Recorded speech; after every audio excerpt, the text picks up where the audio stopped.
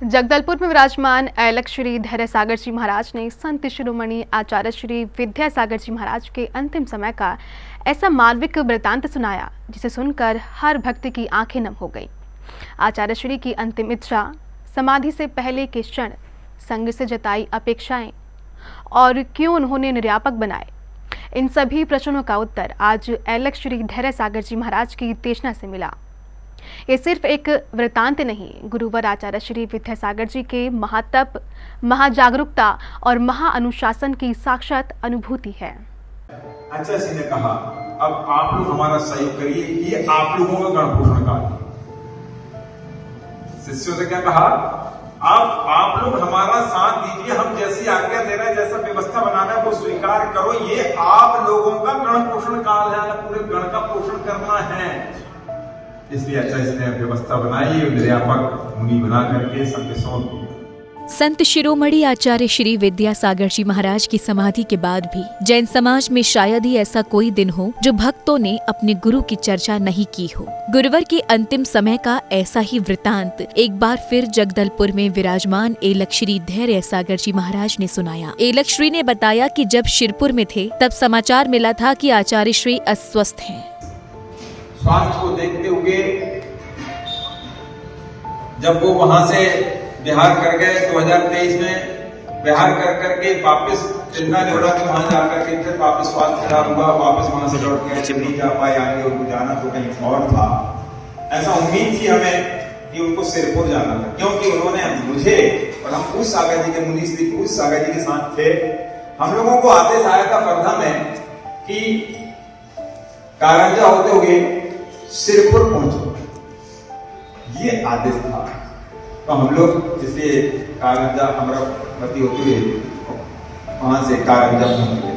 कारंजा में समाचार मिला कि आचार्य श्री सीरियस, वो सीरियस शब्द सुन के हम लोग घबरा गए और मैं तो भावना भाई रहा था कि भगवान अगर मुझे अंतिम समय में अगर आचार्य श्री का समागम नहीं मिलता, शायद मैं अपने जीवन में अपने आप को माफ नहीं करता, क्योंकि हमने जीवन में आचार्य श्री की आज्ञा मांगी और भगवान लोग सभी भगवान से निवेदन करता था कि मुझे अंतिम समय में आचार्य श्री की सेवा मिले और अंतिम समय में मुझे दर्शन तो मिल जाए। आचार्य श्री के अस्वस्थ होने की सूचना मिलते ही निर्यापक मुनिश्री योग सागर जी महाराज से चर्चा हुई, जहां मुनिवर ने आदेश दिया कि चलो गुरु के पास चलते हैं। फिर क्या था, बिना देरी किए हम आचार्य श्री के दर्शन को निकल पड़े और वहां पहुंचते ही गुरुवर ने बहुत वात्सल्य दिया, जैसे राम ने सुग्रीव को दिया था। परम पूज्य योग सागर महाराज जी से चर्चा हुई, उन्होंने कहा आ जाओ, बस उन्होंने बड़ा उपकार किया, उन्होंने बुला लिया, हम लोग मिले, दोनों संग मिल गए वर्धा में और हम लोग वर्धा से मिलके फिर दोनों संग मिलके नागपुर होते हुए आचार्य श्री के पास पहुंच गए 3 फरवरी को और गुरु के दर्शन मिल गए।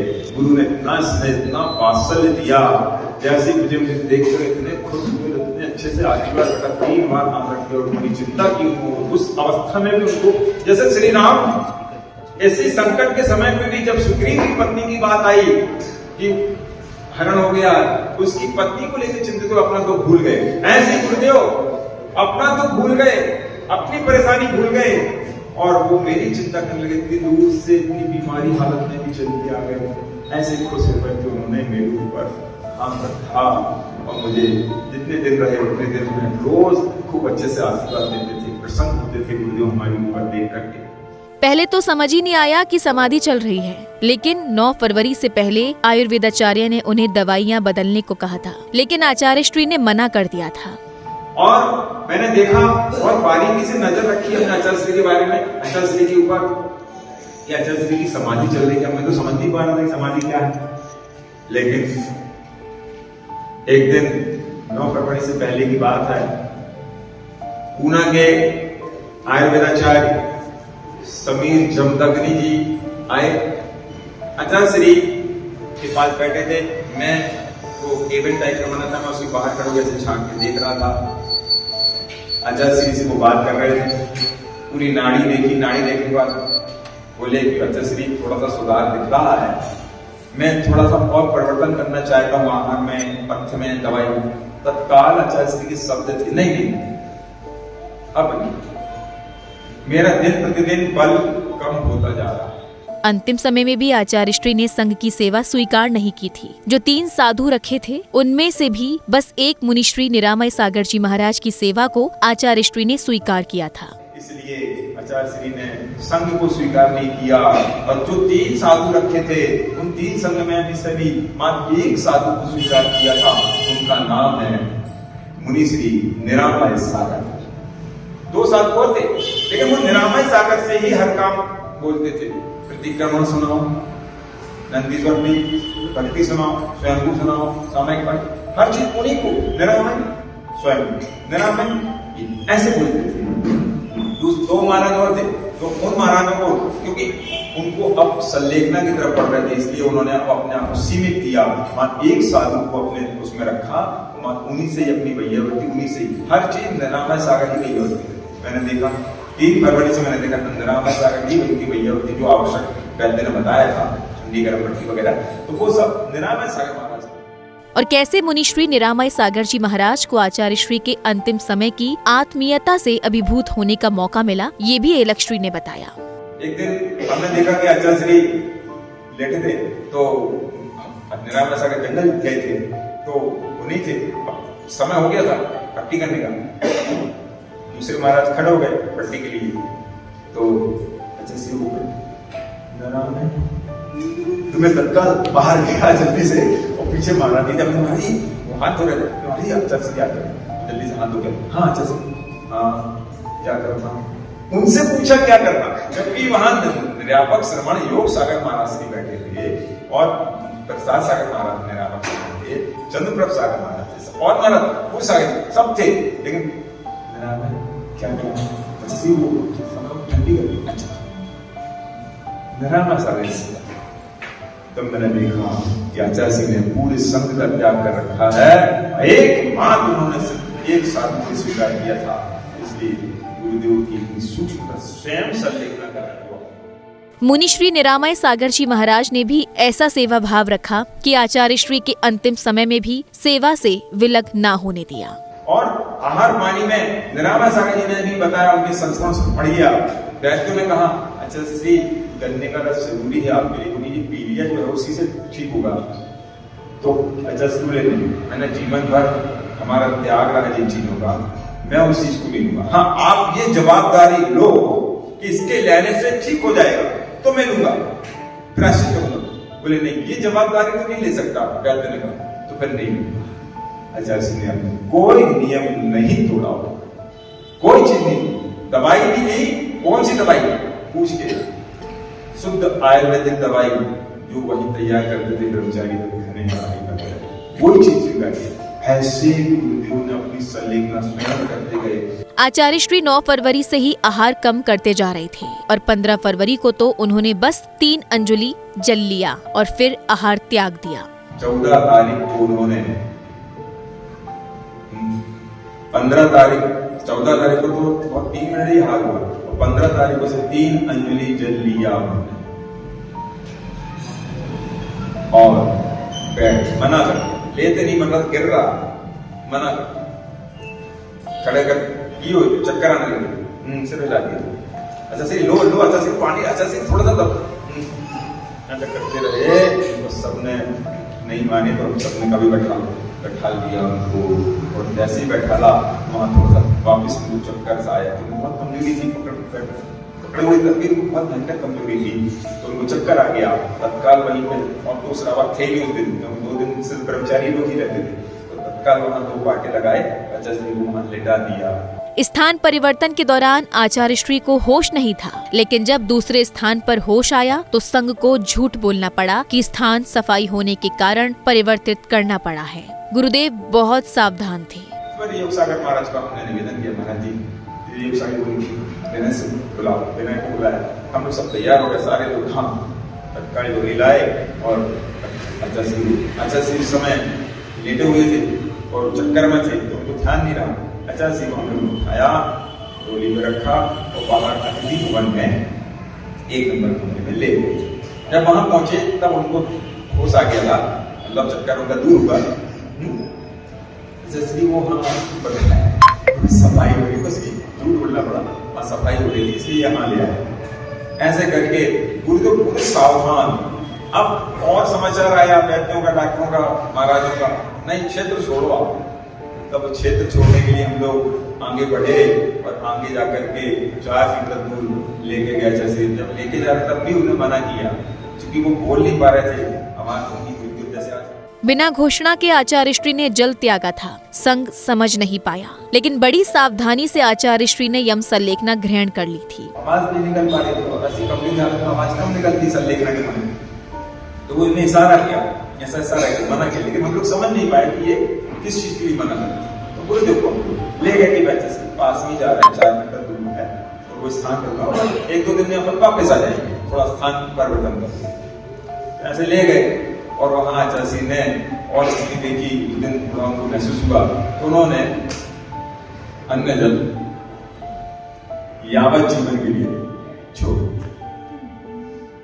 16 फरवरी को संघ ने आहार जल ग्रहण कराने के लिए बहुत कोशिश की, लेकिन आचार्य श्री ने शरीर ढीला छोड़ दिया। और फिर जब निरामय सागर जी ने बोला तो उन्होंने 2 उंगली दिखा दी। समाधि के बाद समझ आया कि आचार्य श्री ने 2 दिन का उपवास लिया था।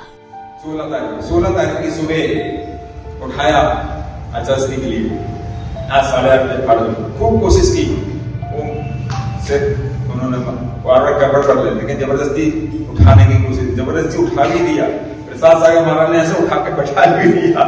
हमारे प्रसाद सागर महाराज बहुत छोटे हैं और चूंकि सेवा में रहे शुरू से, इसलिए वो उन्होंने जबरदस्ती उठा लिया और बैठा दिया और ऐसे हाथ धुला भी दी।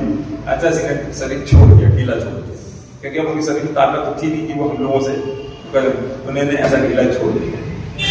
जबरदस्ती पकड़ के उठा खड़ा भी कर दिया, हम लोग पकड़े रहे। अच्छा सी हाँ भाई बोलो वही प्रश्न, लेकिन अच्छा सी ऐसा छोड़ दिया, शरीर पूरा छोड़ दिया। बट जैसे ही वापस लटाया फिर हम लोग ना देख कर करवट बदल के लेट गए। उनको उठने नहीं दिया, उनका तो त्याग कर दिया था। फिर जबरदस्ती दोपहर में 10 साढ़े 10 बजे फिर जबरदस्ती की निरामय सागर जी ने कहा, तुमने से 2 उंगली उठी सिर्फ, और वो किसी से नहीं बोल रहे थे, उनको सिर्फ निरामय सागर से मतलब था। निरामय सागर जी जैसे ही कहा जैसे 10:30 बजे आप जुड़ जाइए, ऐसे 2 उंगली, तो 2 उंगली मतलब हम लोग समझ नहीं पाए। बाद में हमको समझ में, हम लोग तब समझ में आए जब समाधि हो गई, क्योंकि 2 दिन तो उपवास ले लिया था। 2 दिन का उपवास लिया होगा ऐसे करके, तो ऐसे करके उन्होंने वो यम संलेखना की 2 उपवास लिए कि क्या लिए, कोई भी नहीं समझ पाया। 2 उंगली उठाई उन्होंने। 17 फरवरी को सभी छोटे शिष्यों के निवेदन पर निर्यापक मुनि श्री योग सागर जी महाराज ने आचार्य श्री से आहार लेने का निवेदन किया। तो आचार्य श्री ने पीछे खड़े सभी शिष्यों को बोला कि आपको शांति नहीं है, शांति रखो। गुरुवर की जागृति देखने लायक थी। हम लोग पीछे खड़े, अच्छा सी करवट ली, हम लोग पीठ के पीछे सभी महाराज लोग खड़े थे। आचार्य श्री हम छोटे छोटे थे, वो सभी शिष्य कितने विकल्प कर रहे हैं। योग सागर जी ने कहा हम लोग कितने विकल्प में सभी लोगों को कैसे हम लोग आहार पानी लेंगे, हम लोग से भी नहीं लिया जा रहा है। और आपकी हालत ऐसी, कल भी आपका परसों भी ऐसा हो गया, कल भी आपने उपवास कर लिया, आज तो कम से कम जल ग्रहण कर लो। जैसे ये कहा आचार्य सिंह ने ऐसा देखा, आपको शांति नहीं है, शांति रखो, आपको शांति नहीं है, आप शांति रखो। तो ऐसा बोल के आचार्य सिंह ने कर दिया। बस हम लोग समझ गए कैसा भी लेना नहीं। उस दिन भी 17 तारीख आप उनकी जागृति देख सकते हैं, कितने जागृत हैं। अंतिम समय में आचार्य श्री पूरी तरह से जागृत थे और एक समय में तो उन्होंने वैयावृत्ति भी कराना बंद कर दी थी। हमने जब भी उनको देखा, उनके मुख से बार बार कहीं श्लोक निकलता, तो कहीं कोई सूत्र निकलता, कहीं उनकी वैराग्य की भाव निकलते, और मुख से जाता जाता निकलता हे वीतराम प्रभु, ऐसे बोलते हे वीतराम प्रभु, हे गुरु, हे गुरुदेव, ऐसे निकलते उनके मुख से। तो ये बस वो अपनी इतनी तकलीफ थी, इतनी बेचैनी थी, क्योंकि उनको जो पीलिया था, उसकी पीलिया इतना जबरदस्त बिगड़ गया, उसकी गर्मी से जलन हो गई पूरी बॉडी में। हमने बहुत बारीकी से देखा, जब तक हम लोग वहां 15 तारीख तक तो उनको खुजली हुई थी, तो अपने हाथ से खुदाते, हम लोग से नहीं बोलते कि हाँ दर्द होता है, एक भी दिन नहीं बोला। तो बस हम लोग थोड़ा सा जैसे वो खुजाए तो हम लोग वहां सहलाने लगे, कहीं भी उन्हें खुजाया हम लोग सहलाने लगे। लेकिन वहां जाकर देखा 4 किलोमीटर दूर फार्म हाउस में आचार्य श्री ने एक भी बार ना तो बुझाया, ना उन्होंने कुछ किया, मतलब उन्हें अपनी वैयावृत्ति करना भी बंद। और जब निर्यापक मुनि श्री समता सागर जी महाराज आए तो आचार्य श्री ने बड़े ही वात्सल्यपूर्ण ढंग से देखा और थोड़े सहारे से उठकर बैठ गए। जागृति जैसे समता सागर जी महाराज लोगों ने आकर नमोस्तु तत्काल आचार्य श्री ने ऐसे ऐसे थोड़े ऐसे उठे और ऐसे करके देखा, ऐसे करके देखा आचार्य श्री ने, और देखने के बाद थोड़ा सा ऐसे ऐसे उठ के बैठ से गए, ऐसे एक हाथ से ऐसे ऐसे करके बैठ से गए और फिर लोगों ने ऐसे आशीर्वाद दिया। फिर बाद में ऐसा इशारा किया तो फिर महाराज लोग पकड़ के वापस ले जाए। फिर महाराज लोग ये करने लगे। फिर उन्होंने भी निवेदन किया जैसे हालांकि उठ जाइए, 2 बजे उन्होंने भी निवेदन किया, कुछ भी नहीं, एक शब्द ना सारा ना कुछ। संलेखना की अवस्था में आचार्य श्री ब्रह्मचारी मनीष भैया भी पहुँचे, जिन्हें आचार्य श्री ने कहा था कि अंतिम समय में मेरी दृष्टि से ओझल मत होना। सागर महाराज को उसने कहा कि आचार्य जी ने हमसे कहा था कि मेरी दृष्टि से ओझल मत होना, अंत समय में मेरी दृष्टि से ओझल मत होना। तो उसको अंदर आने, क्योंकि अंदर परमिशन इसलिए नहीं दे रहे थे क्योंकि बहुत भीड़ ना हो जाए और आचार्य जी को डिस्टर्बेंस ना। और वहां पे इतने सारे शिष्य शिष्याएं सब बाहर खड़े थे, बहुत सारी ब्रह्मचारी बहनें, सबकी भावना थी कि हम अपने गुरु की वैयावृत्ति करें, हम अपने गुरु को देख ले, एक बार दर्शन कर ले, लेकिन गुरु को डिस्टर्बेंस ना हो क्योंकि वो एकांत चाह रहे।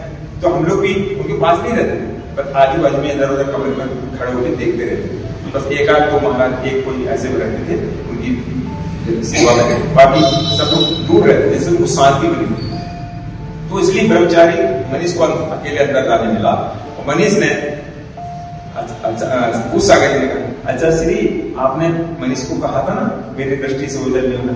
मनीष ब्रह्मचारी आ गया, नमोस्तु आचार्य श्री, जैसे ये कहा आचार्य श्री ने आंख खोली, उसको हम लोग देख रहे थे, आचार्य श्री ऐसा मतलब जागृति हुआ, एक भी क्षण वो बेहोश नहीं रहे, वो पूरी जागृति के साथ उन्होंने अपना आत्मकल्याण किया।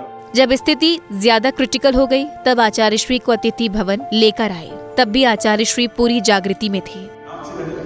तब हम लोगों ने विचार किया अब तो ले चलो, क्रिटिकल पोजीशन है। फिर हम लोगों ने तत्काल वापस रखा पालकी पे और लेकर के वापस वही अतिथि भवन में आ गए। और अतिथि भवन में जैसे ही लटाया, योग सागर महाराज जी ने कहा, गुरुदेव अपन वापस अतिथि भवन आ गए। अच्छा सीने से आँख खोली, थोड़े से मुस्कुराए, फिर ऐसे किया। और फिर उस दिन रात्रि में हम लोग को लगा कि सर ये गहरा आदमी कोई डिस्टर्बेंस ना हो। कहते डॉक्टर भी कह रहे थे कि सुबह निकल गई सुबह तक तो फिर कोई दिक्कत नहीं, सब ठीक रहेगा।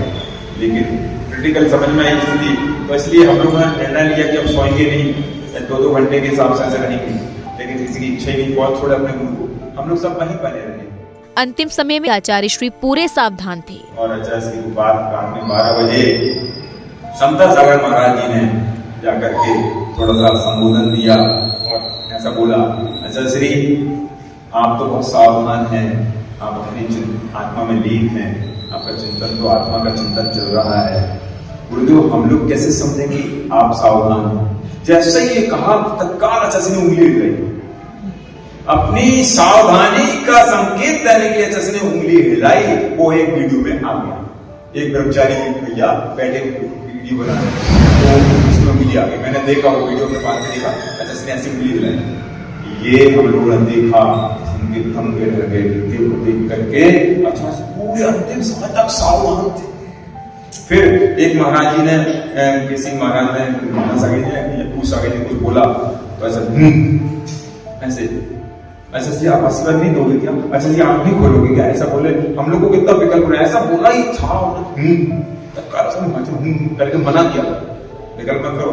जितने समय आचार्य श्री अस्वस्थ रहे उतने समय भक्त निरंतर अतिथि भवन के दरवाजे पर खड़े रहे और उन्हें पता चलता कि संलेखना ले ली है तो स्थिति अनियंत्रित हो जाती। मुनि श्री महासागर जी भी व्यवस्था संभालते हुए परेशान हो गए थे। लोगों को उस समय बस गुरु दिख रहे थे और कोई नहीं। रोज बाहर सुबह से बैठ आते थे लोग, दिन भर जब तक आचार्य के दर्शन नहीं मिलेंगे, शाम को 4 बजे आसपास देते, वो जब तक मिले तब तक हटते नहीं थे। तो जब उस समय नहीं हट रहा, पता चल गया कि आचार्य ने संलेखना ले ली है, समाधि ले ली है, तो हम लोग को तो चटनी बांट देते साहब। हम लोग को तो हटा देते, तोड़ देते, उस चैनल सब तोड़ देते। लोग इतने दीवाने थे, पर लास्ट में देखो ना दीवानापन लोगों का, भक्तों का। समाधि चित का जब उठी, विमान उठा, ओए भगवान, पहली बार देखा कि महासागर भी थक गए, हार गए, चटनी पड़ गई। हमारी महासागर जो महाराज व्यवस्था बना ले, कुछ नहीं, और इतने नारियल लगे हुए सिर पे, कितने लोगों के पैर से हमें, एक कोई महाराज के पांव में पैर लग गया, खून निकल आया। मतलब इतनी स्थिति बिगड़ गई, लोग भक्ति ऐसे दीवाने की कुछ नहीं दिख रहा, तो भूख दिख रहे थे बस। आचार्य से मतलब है, कोई से मतलब नहीं था सब भक्तों को।